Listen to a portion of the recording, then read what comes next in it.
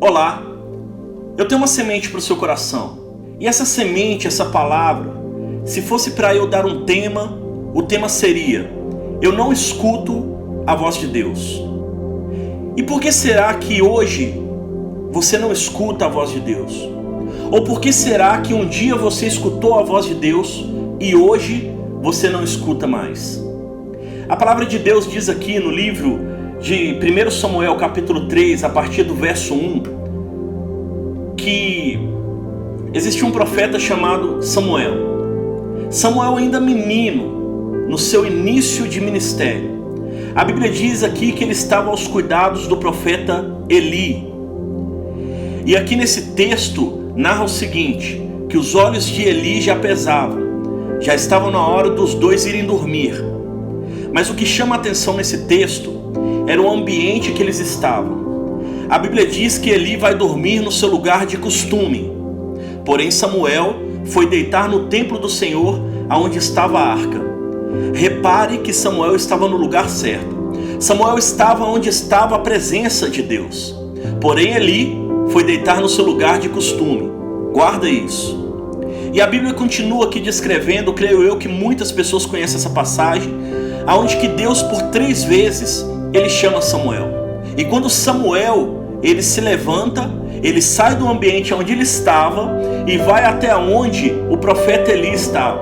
E ele pergunta: Eli, o Senhor me chamou? E ele responde: não, Samuel, eu não te chamei, volte a dormir. E Samuel ele sai daquele ambiente onde era de costume de Eli e volta até o ambiente onde ele estava para voltar a dormir. A Bíblia diz que isso acontece por 3 vezes.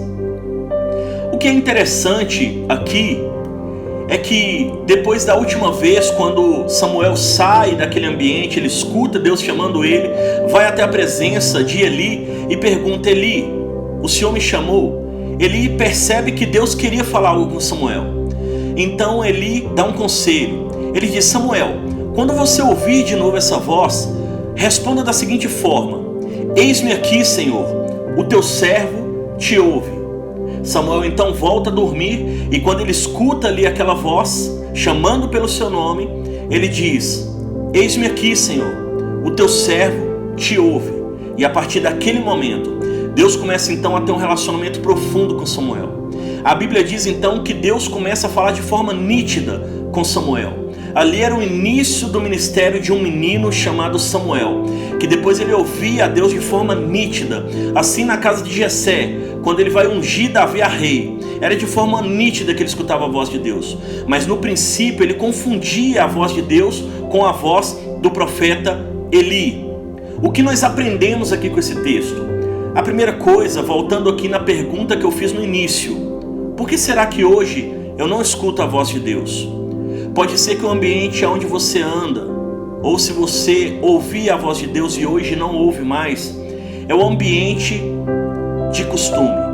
Pode ser que hoje o ambiente de costume que você anda não é favorável para que Deus fale com você. Perceba que pelo menos nesse episódio, Deus fala por 3 vezes com Samuel, mas em nenhum momento fala com Eli. Eli estava deitado no seu lugar de costume, porém Samuel estava onde Deus estava. Será que você não mudou o ambiente? Será que você não saiu do lugar onde Deus falou com você no início?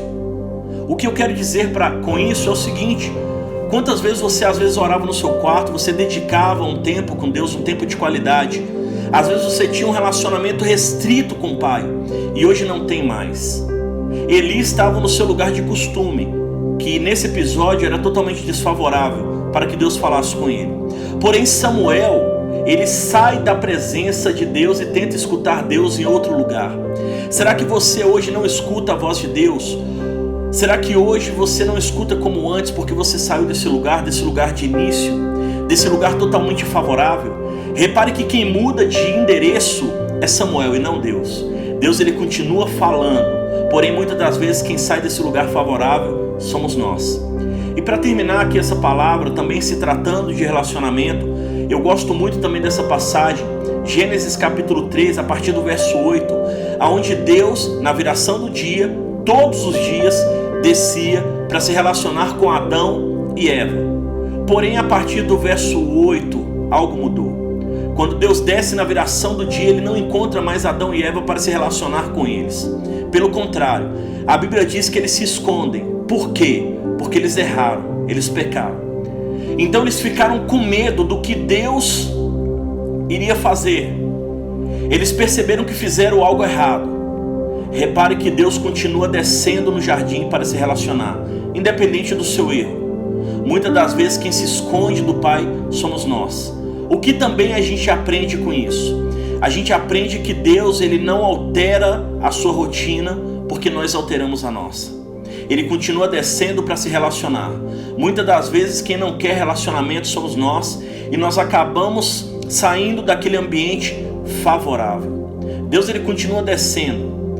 Deus, Ele continua passeando no jardim, buscando se relacionar comigo e com você.